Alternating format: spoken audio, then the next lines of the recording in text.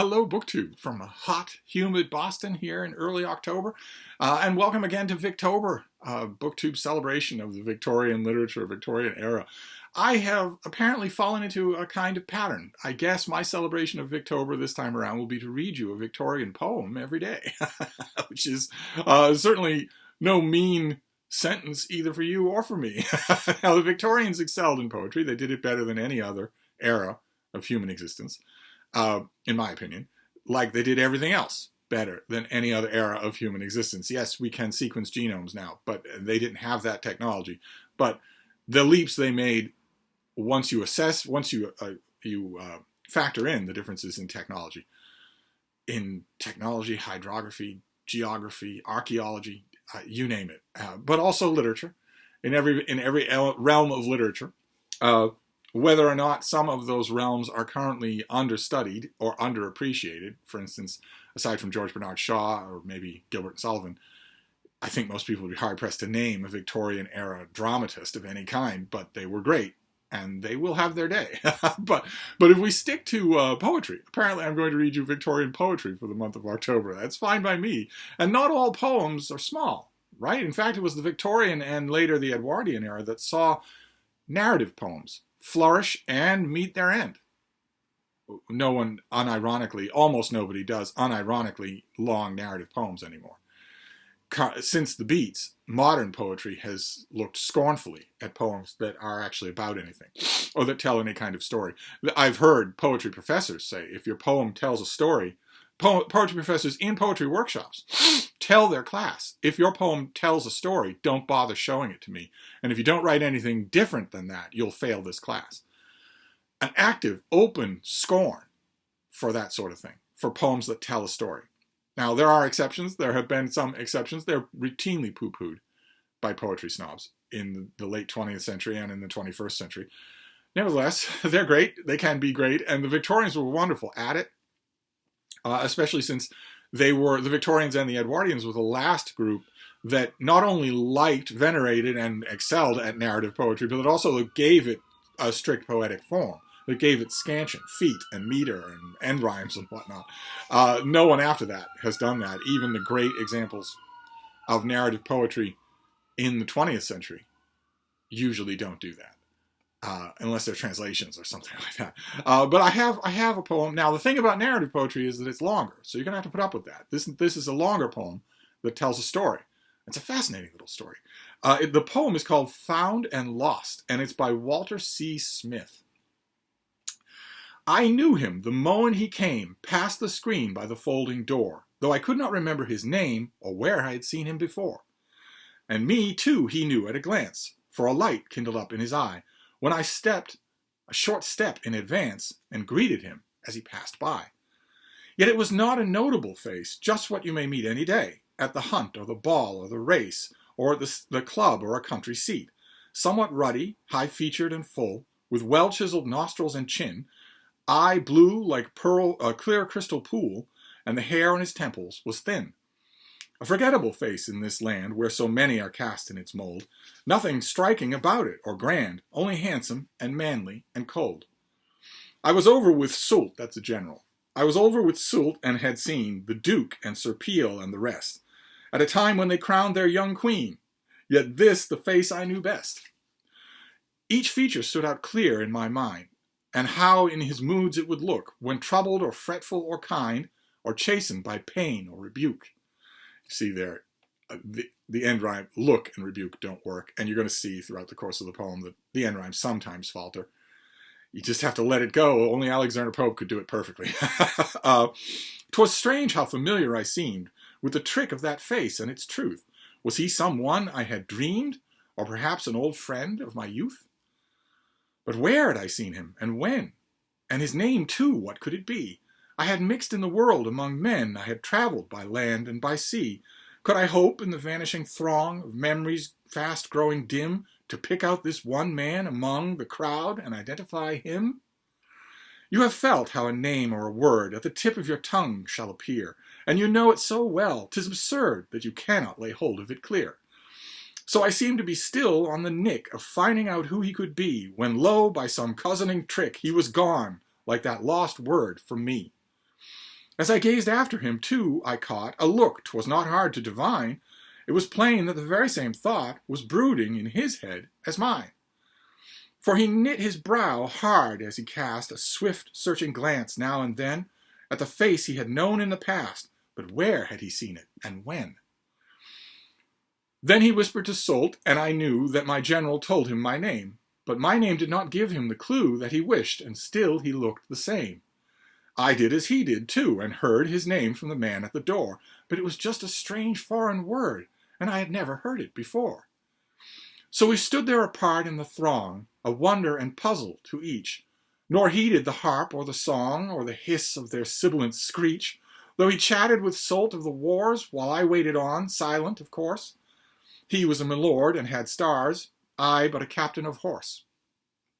But he tired of this puzzling, and soon had put it quite out of his head, for I marked him keep time to a tune and laugh when a good thing was said.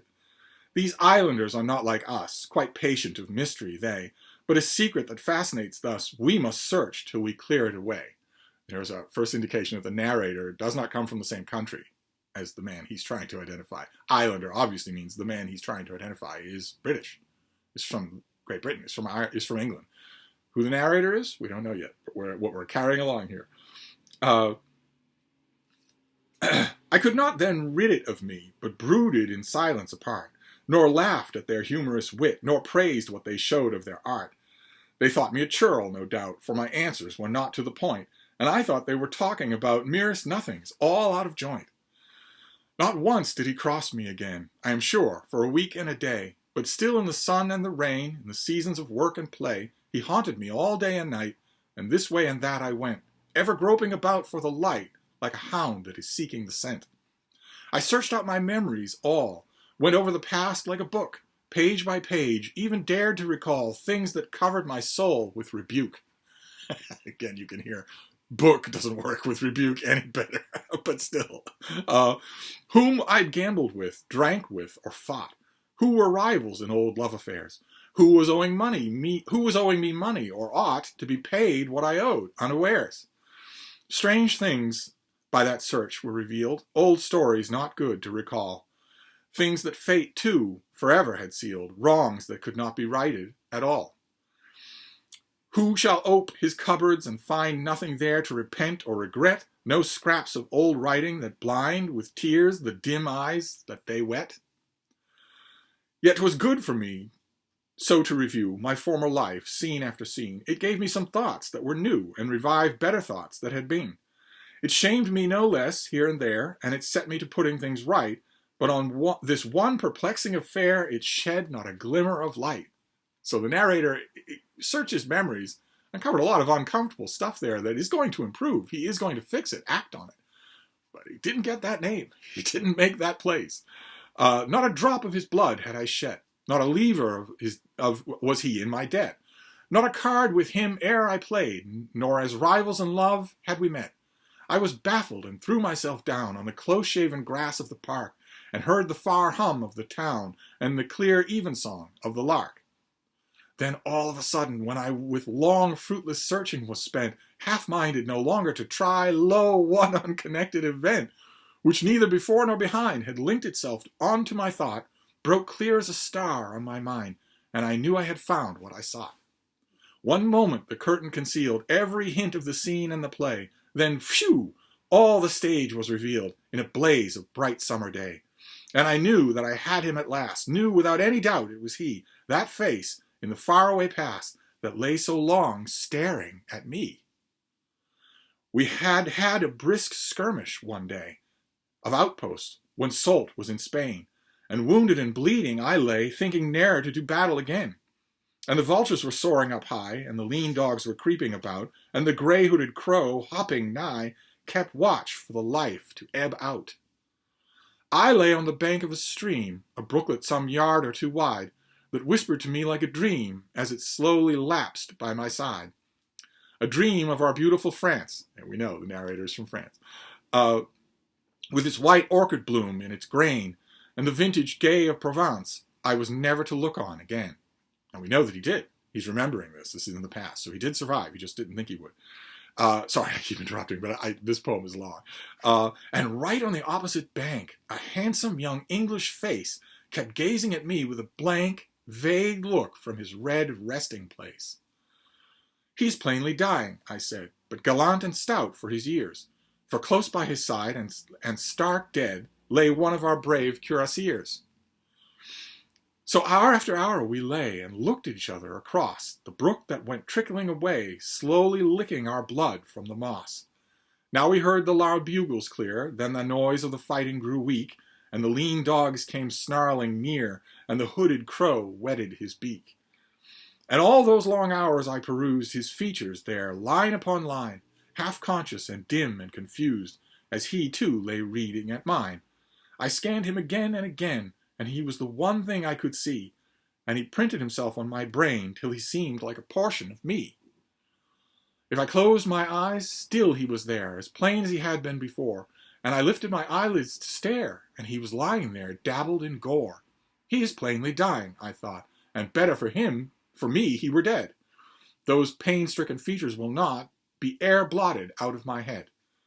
And never a word could we speak. I was lying half-choked with my blood, slow gasping and fainting and weak, and grasping a handful of mud, while he from the opposite brink looked across, as if looking his last, and oh, for some water to drink from the brook that went rippling past. Then there fell, as it were, a great mist on my eyes, and I saw him no more, nor thought of him even, nor wist was he living or dead, till the door of our guest hall opened, and he strode stately into the room, and that face flashed out upon me, like a face from the shades of a tomb. Now it all came back, and I rushed to his club to remind him again of the day when our lifeblood had gushed and mixed in the brooklet in Spain. But I found he had gone, as they said, was his way, whither nobody knew, perhaps where the icebergs are bred, perhaps to Japan or Peru. A traveler, restless and bold, he would turn now his wandering feet to seas that were frozen with cold, now to plains that were blasted with heat.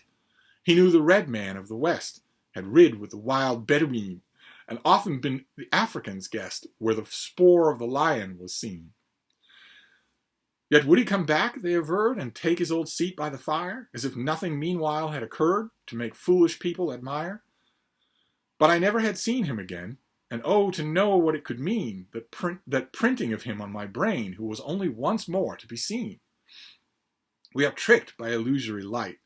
Are we mocked by realities too? Is our life but a dream of the night, whose facts have no purpose in view? So strangely my path he crossed, so strongly my mind had impressed. If he must like a shadow be lost, why passed he not light as the rest? You paint a likeness with care, you smudge it out all the next day, for you feel that the soul was not there, and the soul is the man, as you say. But what if your picture were all you had hoped e'er to make it, and then you turned the face back to the wall which was touching the spirits of men? Do you grudge them the joy they have found? Do you mean but to mock and to spite? Why sow the quick seed in the ground, but to trample it next out of sight? God or nature that shapes each event, does he labor to quicken desire, just to disappoint hopes he has sent, just to quench his own fresh-kindled fire? It is dark to me, dark as the night, that moonless and starless moves on, with only such glimmer of light as to show the clouds brooding thereon. And I shall never see him again, or know what was meant by that look that was printed so deep on my brain, as we lay by that slow Spanish brook. And from that, you can see, I think the rhythm of that, the natural way that reads, whether I did an expert job of reading it or not, the rhythm of that is going to remind you of the one and only Victorian Edwardian era narrative poem that most people know, and that's A Visit from St. Nick by Clement C. Moore. You'll recognize something of the nature of it. If you're going to do a narrative poem, you almost certainly have to do it something like that. And you'll notice again something that we mentioned yesterday with poor Leigh Hunt, which is that the Victorians do like to moralize. They have their faults, and one of them is they like to moralize. They like to windify. I think we can probably agree, we have a million different opinions when it comes to poetry, I think we can probably agree that that poem would have been stronger without the windifying philosophizing at the end. The narrator remembering this harrowing moment when two wounded soldiers could not move, thought they were dying, and it had nothing to do all afternoon but stare at each other across a brook in Spain. And that they should meet later on and have no idea who that other person is. Naturally, the names won't do any good once they learn them. I think we can all agree that tableau and the way the narrator of the poem dramatizes the experience that we've all been through, trying desperately to rack our brains to come up with something that it will not disgorge, is very effective. That is effective enough to carry the poem easily. There is no reason for the last two stanzas to philosophize about the nature of illusion and reality. That the verse, I think, in those stanzas is good, very good. I think the verse throughout is very good. But if I were going to fix the poem, fix in heavy air quotes, because of course I've never written anything a millionth as good, I would probably trim down that reflection, the reflection part at the end. And we're going to find that. If we're going to read a Victorian poem every day, we're going to find that the Victorians do love to moralize. They do love to tell a story. They do it really well. Dramatize it in beautiful language. No one ever wrote more beautiful language than the Victorians. And then take a step back and reflect with a capital R on events. That even happens a little bit in A Visit from St. Nick. We'll try to find some antidotes to that. And one of the good antidotes to that, of course, will be the now despised Rudyard Kipling. We'll be certainly getting to Rudyard Kipling. If we're going to do Victorian poem every day in Victober, we will certainly be getting to Rudyard Kipling. But who knows what we'll find tomorrow? I am using this anthology, the Penguin Book of Victorian Verse. I'm going to use it throughout the month, and I am loving it. Just loving it. I loved it the first time. I'm loving it even more now that I have a cause for it. So there you go. That's your Victorian poem for today. Can't guarantee they'll all be so long, but I'll try to get inventive as the month goes on, and we'll have lots and lots of fun. And I will be talking about Victorian books as well. I promise I will. Just not today. Thank you, BookTube.